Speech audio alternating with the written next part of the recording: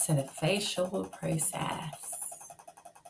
This is where we get into the juicy bit. One day, work out how to go straight to the page that I want to get to. Okay, the facial process. This is a fairly short section, but it just talks about the preparation for our treatment, the equipment, the climate, consultation forms. We're getting into the consultation forms. Preparation. So once we have done our consultation with our client, we have saved that. Oh.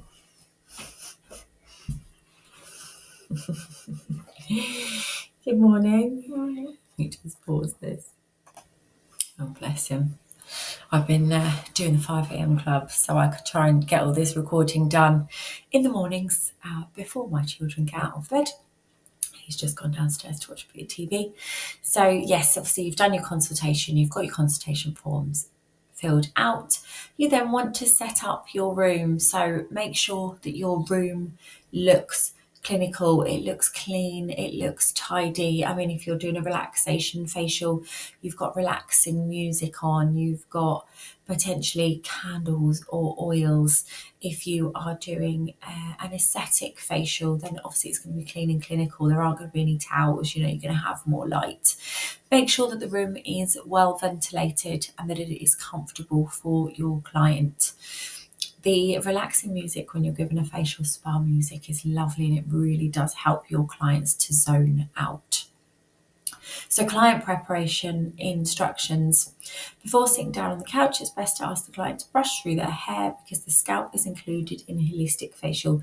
I mean, in the ultimate facial and the assessment facials within this course, we literally concentrate on the face. However, we do tend to go over Indian head massage, neck massage, shoulder massage within some courses, so that can be included if the client wishes for that to be done. Generally, you want clients to take jewellery off their face because you are touching their face. If they've got a nose piercing, for example, ask the client to take off their shoes if they are laying on a bed just to make them comfortable. Make sure that there are pillows, or if you're doing aesthetic treatment, there aren't, but the client is comfortable, the bed is at the correct height. Make sure the client is comfortable before you begin. Always put a headband on your client.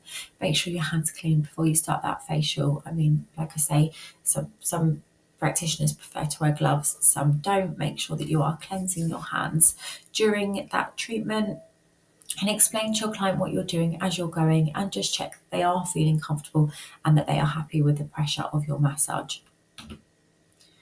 Cleansing. It's important that the facial area is cleansed thoroughly. Cleanse the area twice to ensure all makeup and debris are removed. So the first element of the facial is cleansing the skin. We want to make sure we can completely clean that skin. Firstly, to make it easier for us to work on the skin and add in those products for that product penetration. But secondly, we need a clean skin to do our skin analysis, which we then update onto the consultation form. With cleanser, I tend to use a little bowl of water.